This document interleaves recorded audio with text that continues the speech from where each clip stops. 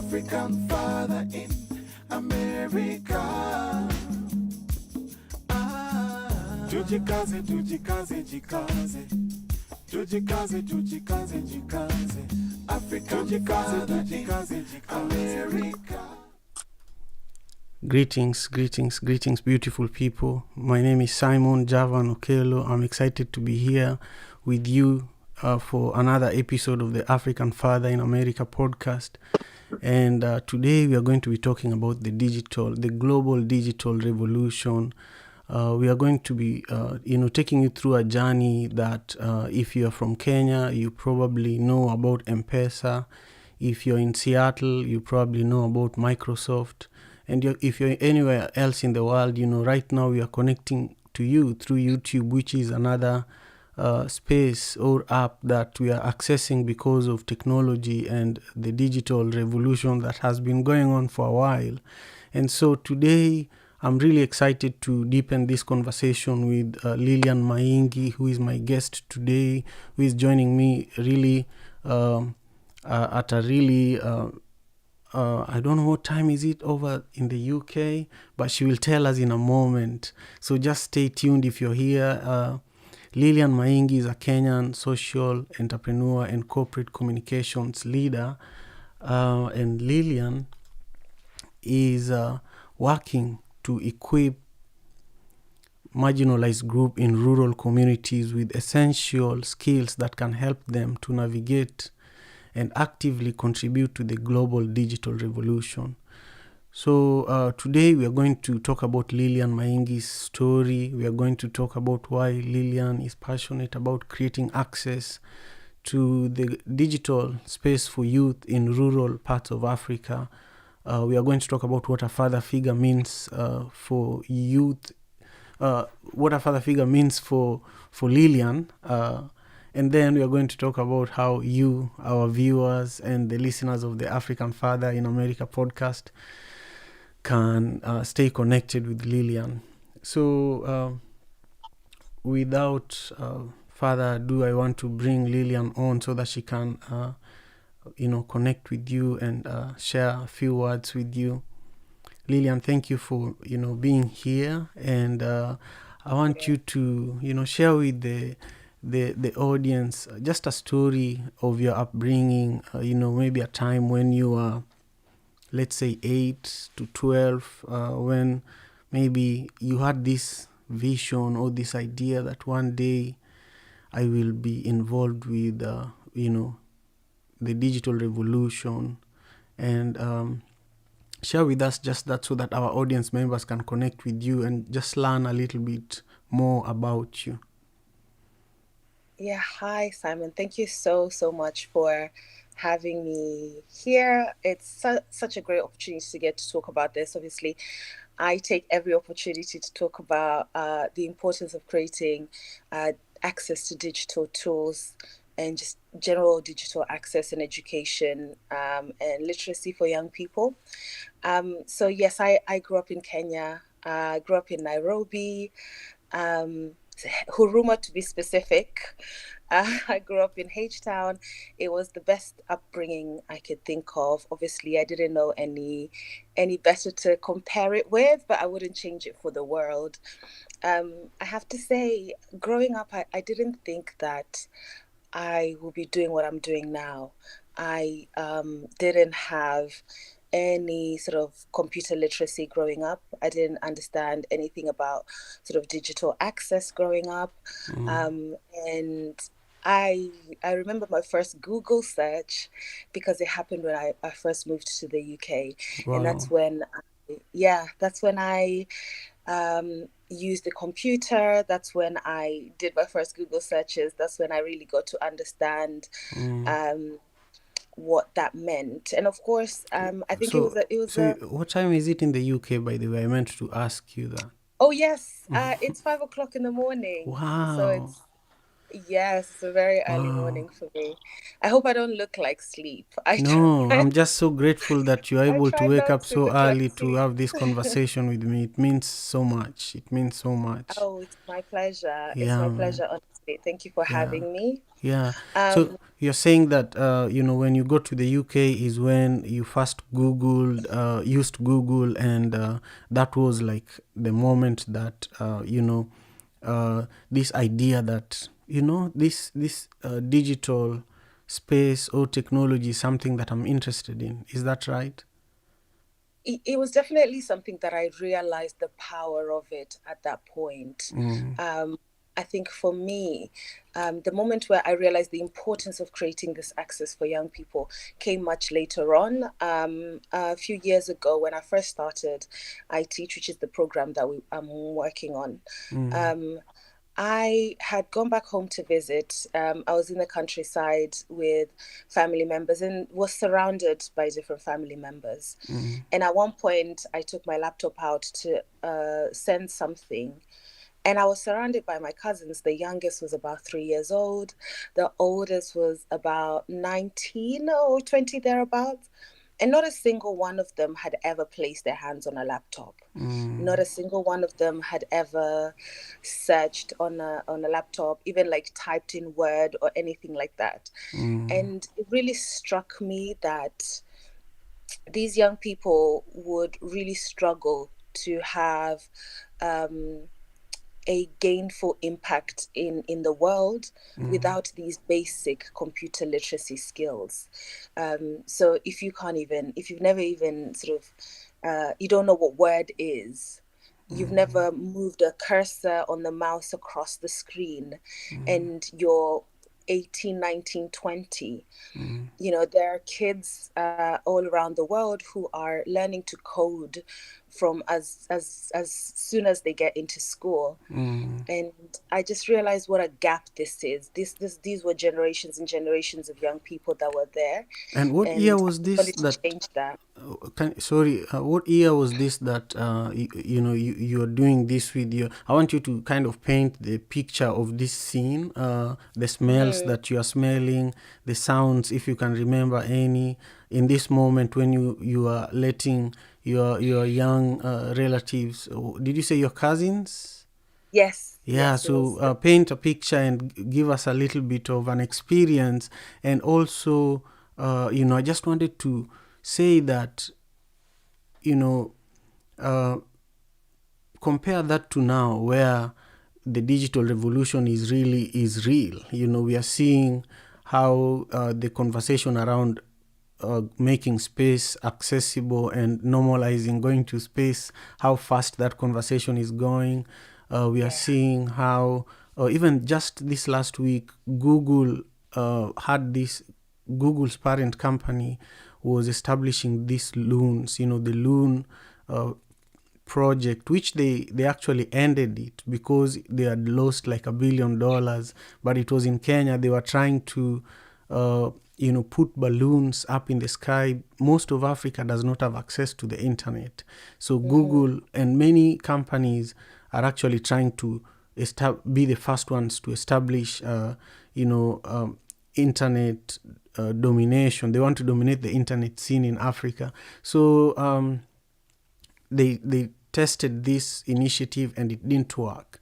So for me, living in Seattle as well, I see so much opportunity where the tech companies in Seattle can partner up and work with tech hubs in Kenya. But I just wanted for you to paint for us a picture of that experience and also compare it to what's going on now. And then we are going to come to like some of the work you're doing so that we're more specific for our audience members and we can give them something to learn. Absolutely. Well, I mean, the scene that I described with my young cousins was only just a couple of years ago.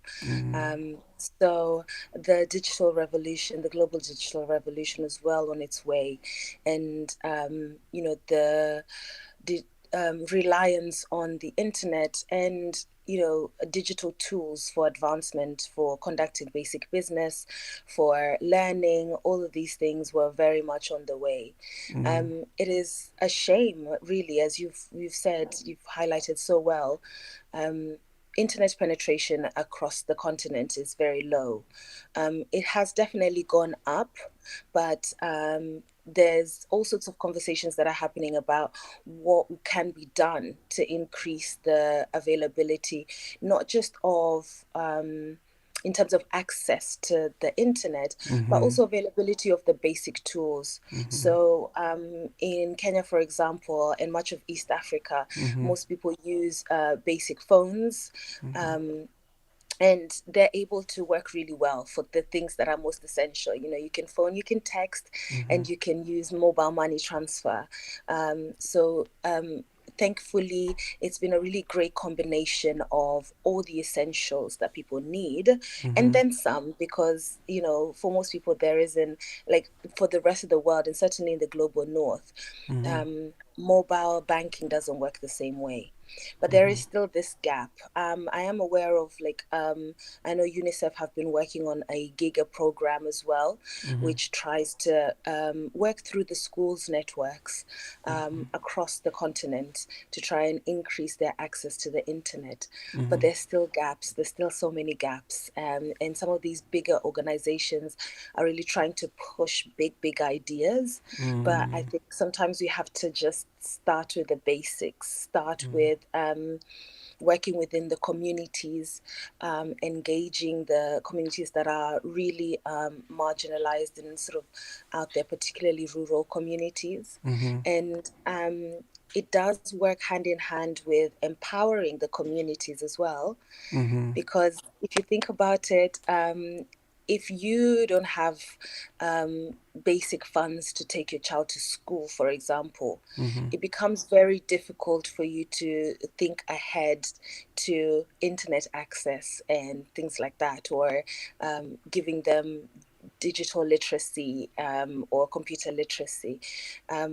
I know in many countries, and certainly is the case in Kenya, especially in rural parts of Kenya, young people don't get to have computer classes or education about computers at all until after they finish school.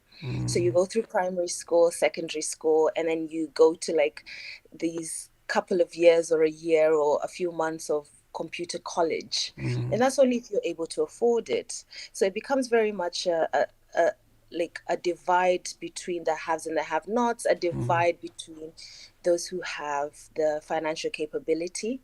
And so there are certain fundamental things that the likes of Google need to address before you're giving people just access to the internet, you know. So I think there's lots to be done, and definitely there's a role for these big companies, but we also need a grassroots approach, very much so. So let's say, you know, because I imagine that part of your ambition is to be able to transform the access, you know, and create access to young people in the rural areas, particularly of Kenya, and give them the tools, give them the basic training, give them access to the internet. Let's say you had $1 billion to implement this dream. How would you use it? You know, paint a picture for us. Let's say, like, tomorrow you wake up and you receive a check, you know, how would you move?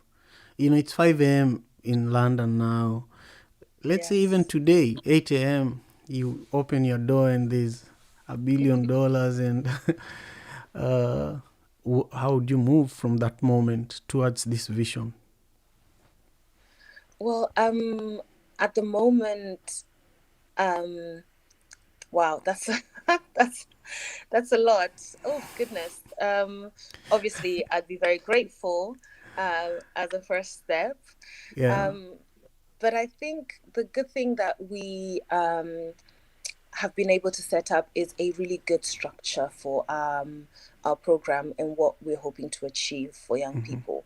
So one of the things that I would do is just work to expand that program. I think so far our geographic reach is very narrow, but the way we're rolling out the program allows us to reach more young people than would otherwise be the case, because we know that the need is really great. So one of the things that we're really hoping to do is to engage advisors, engage really great advisors that can help us to scale sustainably. So I think one of the things that I would do if I had all that money show up is definitely push for expansion. Our model is very easily replicable, and it's thus far very sustainable. And so we would put in money in research to research other markets, other countries, other places where we can also bring the same value. And then engage the right stakeholders and engage the right advisors, and just move. I think for me anyway, I realize a lot of people take so much time to work on the foundational to implement this, and we have taken the time to do so, and this is our time to scale now. So if I was gifted with such an enormous amount of money, for me it would be about engaging the right community, engaging the right stakeholders, because you're only ever as good as the people who are behind you and the teams that you have in place, and the people who believe in propelling the idea. And then we would just invest in getting this to as many places as possible, because we've seen that it is a viable model. Thank you so much. So when's the money coming? Well, open your door. Open your door. You never know. You never know. You never know. So I see that you are also putting in the work on a daily basis. In fact, we connected through Clubhouse, Yes. which is a very new social media platform that is only using audio. You cannot text, you cannot send a photo, you cannot send a video. You can only listen, and if you're given a chance, you can speak. So we connected in one of the rooms on this platform, and we followed up. We've now made it to an episode of the African Father in America podcast. So if you are joining us, I'm having a conversation with the wonderful Lilian Maingi, who is a social entrepreneur and corporate communications leader, working to equip marginalized groups in rural communities with essential skills that can help them to navigate and actively contribute to the global digital revolution. We've talked about Lilian's story a little bit. We've talked about her passion and what she's doing and what she could do if she had $1 billion. So if you have $1 billion that you want to share, please, she can use it to create access and provide basic training tools for young people to have access to the internet and do amazing things. Now we want to talk a little bit about what a father figure means to Lilian. Lilian, please share with me, one, what a father figure means to you at a personal level, and two, if you look at the Kenyan, African or African American community, would you marry a man from that community? And if not, why? And what is it that you could do to support a brother of yours who probably is from Kenya and lives in the US? What would you do to help them thrive and support them as a man, especially in this time when we know that white supremacy is eminent and black bodies are not respected? Yeah. Oh, wow. That's a really powerful question. So starting off, I think for me, a father figure is essential in our society now. Fathers are essential in our society now. Men are essential in our society. And I think for so long, the role of men, and black men in particular, has been very diminished in society. People have been sort of diminishing the value of black men in our society. And the perception of Black men has been tarnished in many platforms, in many places, and without us actively working to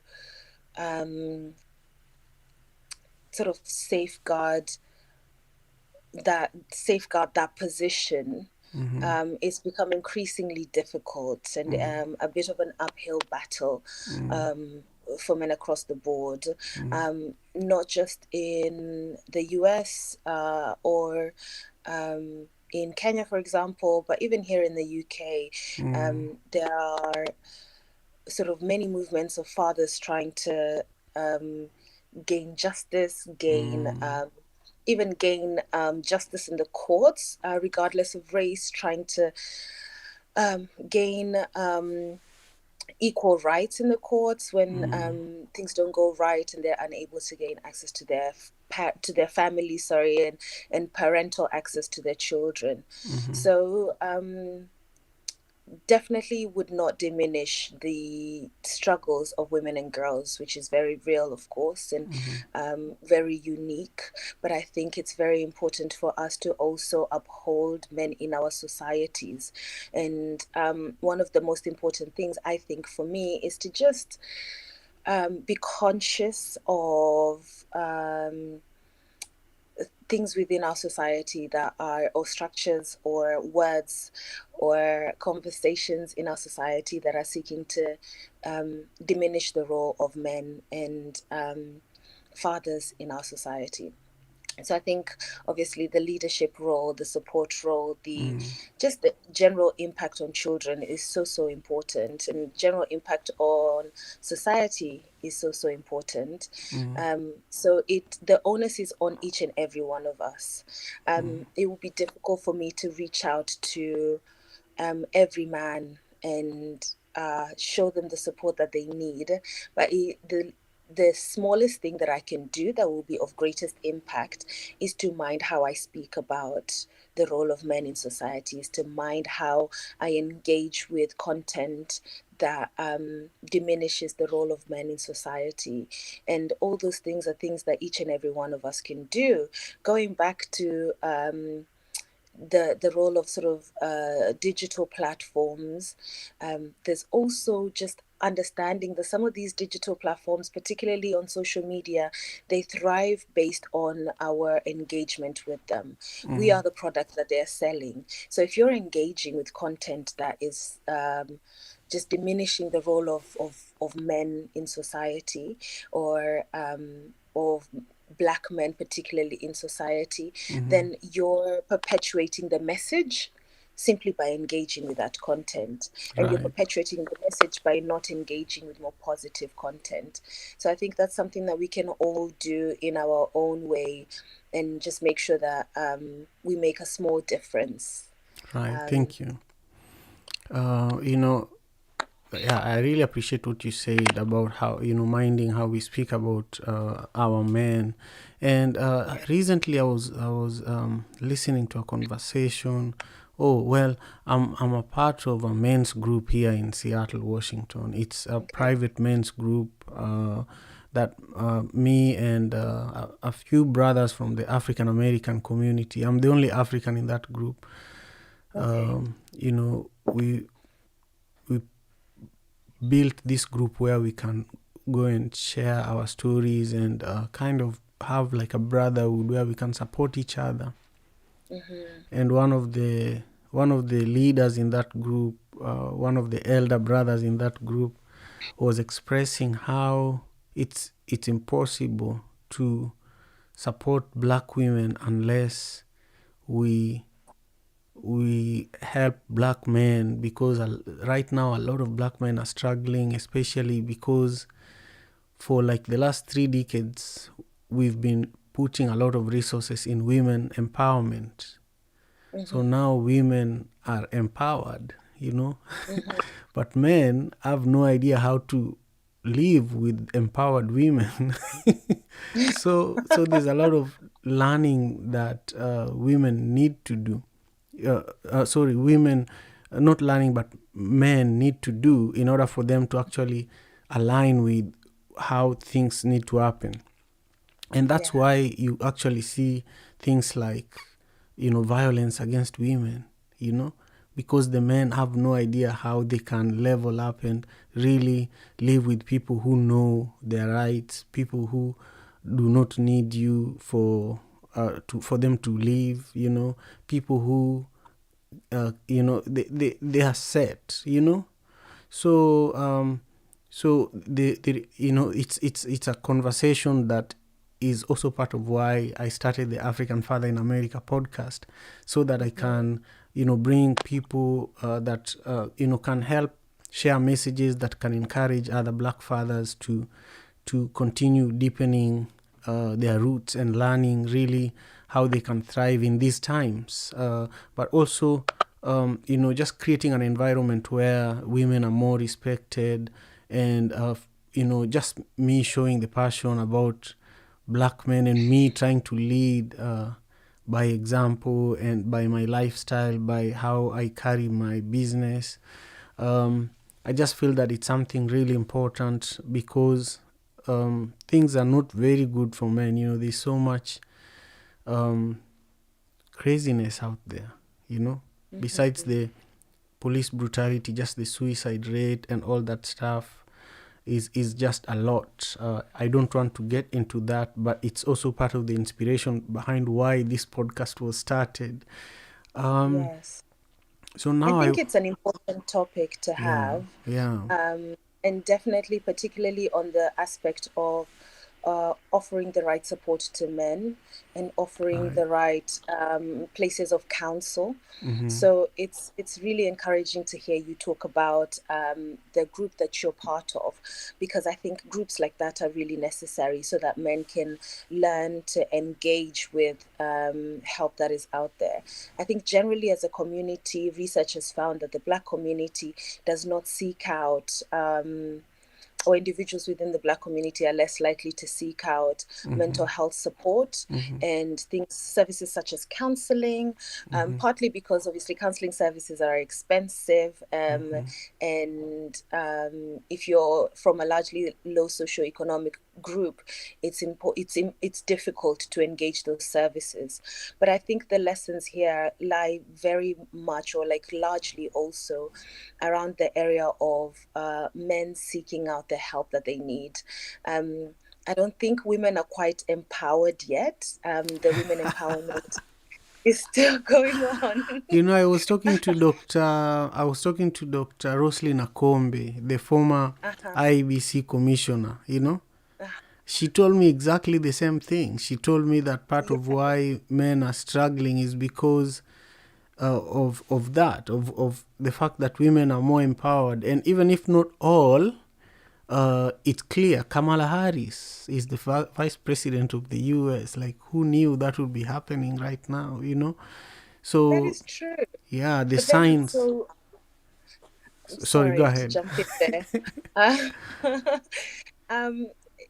That argument is a little bit flawed, I would say, because if you think about it, it's like when people say Black people are empowered because Barack Obama was a president. And, when someone says, well, you guys, Black people cannot be oppressed in any way. Look at Oprah, she's successful. And these singular examples of people being successful are not the holistic picture.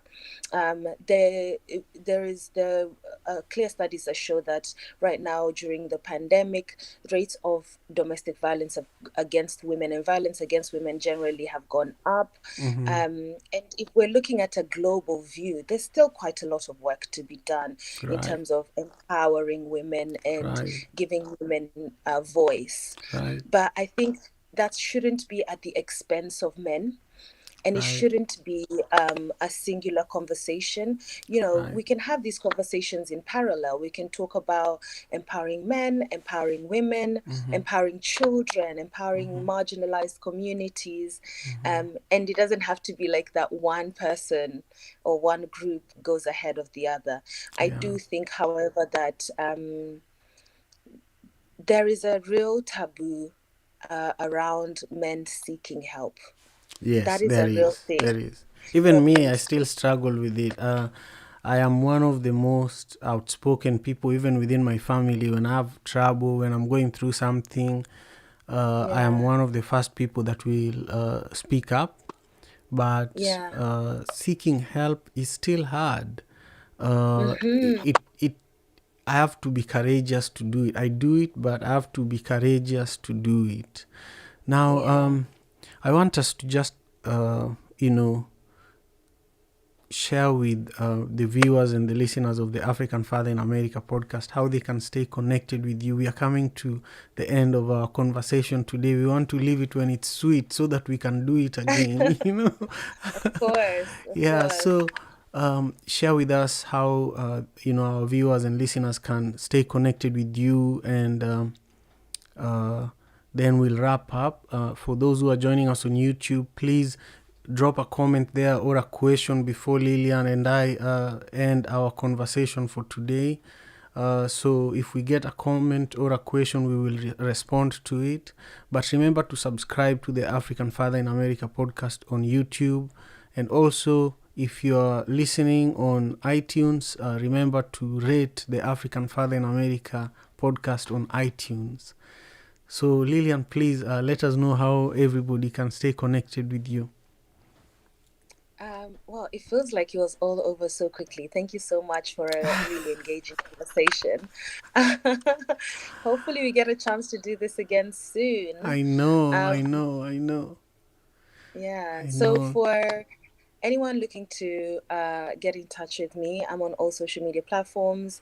You can search for me on LinkedIn, Lilian Maingi. Or on Twitter, which is Lamaingi, Lamaingi, and the same again for Instagram. Our website for the iTeach program is iteach.org, and that's iteacch.org. So iTeach stands for Integrated Tech Education and Creative Collaboration Hubs. .org, and we can connect on there. And on Clubhouse, which is the new happening place, find me on there. My handle is @Lamaingi as well, Lamaingi. So we need to invest in science, tech, engineering, and math. Our government does not spend enough in these areas. How can we turn things around so the government invests in research centers across Kenya? This is a question from Christopher Sakwa. He's part of the Kenya Boys Band, but he lives in Seattle, Washington. Then I see another question. So can you respond to that? Then we'll respond to the question from TIA. T says, let's just read both comments here. T says, hi Lilian, great conversation. My question is, how can platforms like Clubhouse be used to empower the Black community in general? So respond to Chris first, how can we turn things around so that the government invests in research centers across Kenya? This is something I'm personally so passionate about. I want you to respond to it, then I'll add a little bit. Then we'll respond to T and Christopher. Hey, I just want to say thank you to Christopher and TIA for being here with us. It means a lot. Christopher has always been here with me for the last 3 weeks. I've always seen you. It means a lot, man. Thank you. Absolutely. Okay, my dear. So thank you to Christopher for the question. I think for governments to be able to engage, particularly with the Kenyan government at the moment, there has been a lag, and part of it is almost, I would say, like a slowness to respond to providing technical education or like tech education or STEM education, because there is still the building of an understanding around these systems. Mm-hmm. So one example I will give is, for example, in Rwanda, the Rwandan government has been using drone technology to deliver medication to very remote areas. Meanwhile, in Kenya, the Kenyan government has been banning drone flying. in fear of security. Now, security concerns is something that you can definitely raise and say, well, this is a concern that we have. It's a real concern, but it's a building up of understanding. So I think part of it is a re-education and a building up of understanding, which of course takes time to do so. I think for me, the best way we can do, one of the best things we can do to engage the government is to demonstrate the value. So I think generally Kenyans in the diaspora and Africans in the diaspora, especially now that we've got the African Free Trade Agreement that allows us to live and work and trade and do business across the continent, it is the time to engage these governments. It is the time to demonstrate to them, particularly through collaborations with business and government, to show them the true value and the potential of some of these STEM-based technologies and advancements.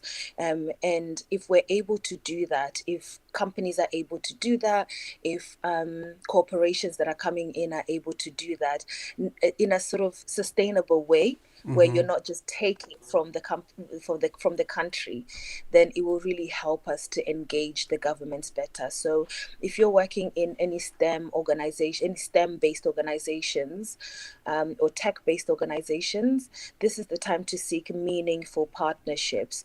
The unfortunate thing is that there are large organizations that are seeking partnerships that are taking away from the local context and bringing in expat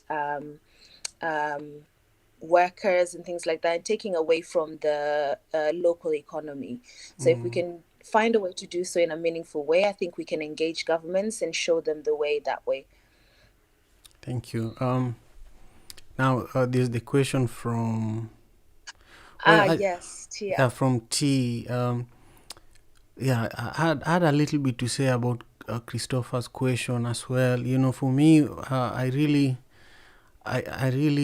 feel that, you know, us in the diaspora can actually help create hubs. You know, we've already seen examples of not just research centers, but hubs where, you know, with the digital space and the digital revolution, if you have a space where there is reliable internet, there is reliable electricity, there is high-speed computers, and it's a conducive environment for artists and creatives to gather and create, that is already a research center, because they are looped into the rest of the world, you know. Well, thank you for approving of our model. That's basically the model that we're rolling out. I think definitely 100% definitely the case. And one of the things that we need to engage the diaspora on, and something that a lot of people find to be a sensitive subject, but it is necessary, is the subject of funding. Let's not forget, I think so many of us that are in the diaspora are aware that there is a lot of great talent in our countries, in our respective countries. There are incredible minds, people who without very much have done so much. So we know that there is incredible potential out there, and there are hubs that are popping up all over the place, but we also need to engage people in the diaspora to fund some of these incredible projects. Ultimately, it is something that needs to happen, and we have the means to be able to do so. So let's find a way of meaningfully engaging these projects and helping them to scale, as well as launching in places where there isn't very much. So for example, ITQ focus on rural areas. Let's do that. Everything is in Nairobi at the moment, and I know it's the case with lots of countries. Let's move outside of the center and engage people who really need it. And you think like me in so many ways, because with One Vibe Africa, I have been organizing and doing things in Kisumu instead of Nairobi. From 2012, I've been taking international artists to Kisumu, and so creating a festival, you know, in Kisumu that region does not have access to. So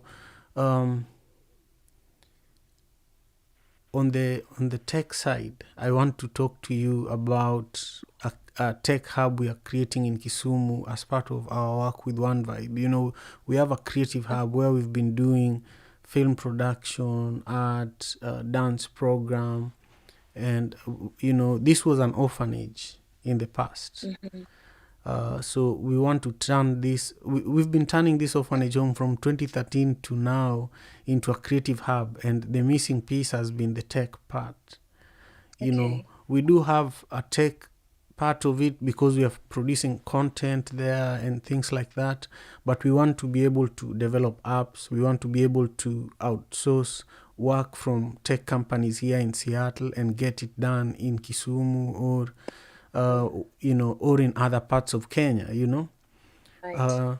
And so let's talk after this and just keep building. Absolutely. But let's respond to T's question here. Sure. Oh, I'm trying to make it visible too, but it's just a little too big, so I'll take it out. But the question is, hi Lilian, great conversation. My question is, how can platforms like Clubhouse be used to empower the Black community in general?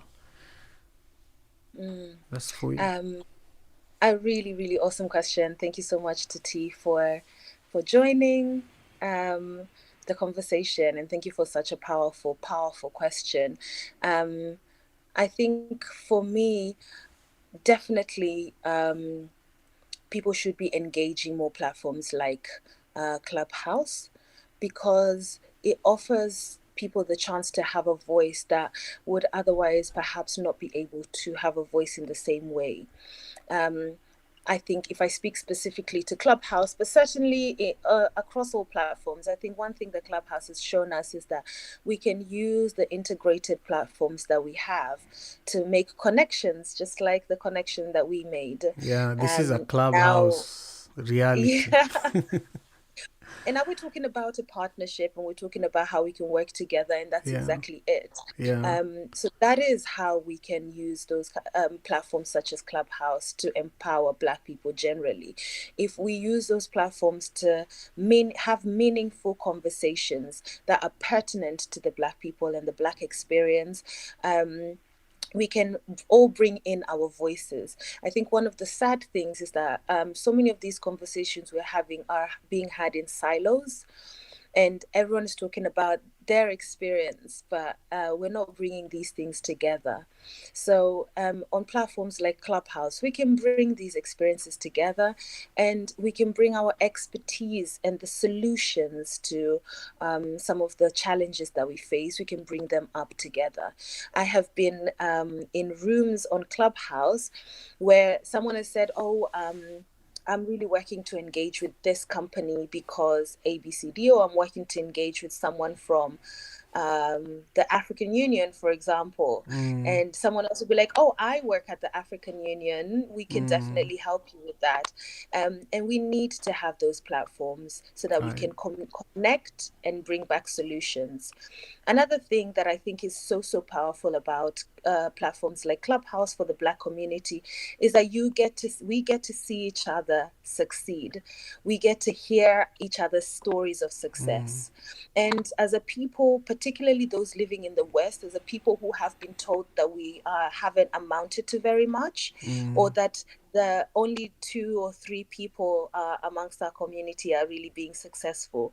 I am able to go on there, and young people are able to go on there and see people who look like them in positions of leadership, people who look like them that are doing things that they want to do to make a change in this world. And you walk away thinking, wow, yeah, I can definitely do this. I can engage, I can make a difference, I can impact the world around me.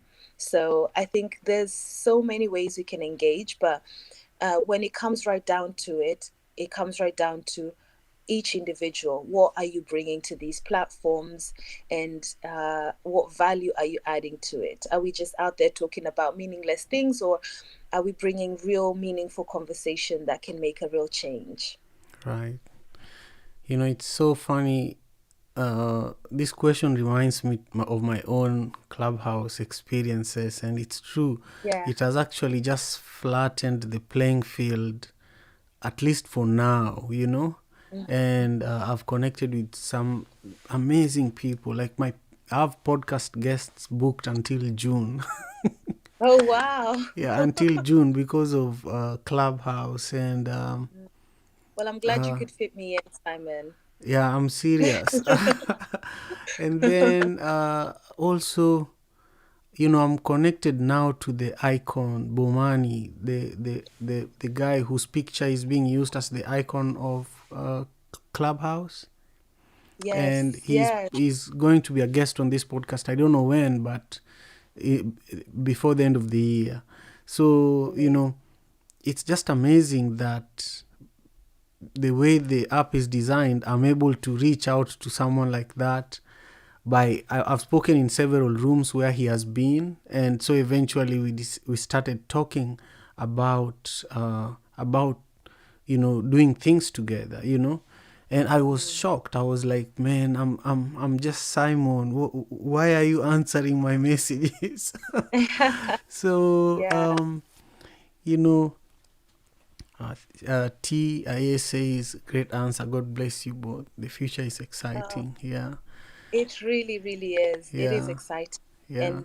And now it's our turn to just grab a hold of it.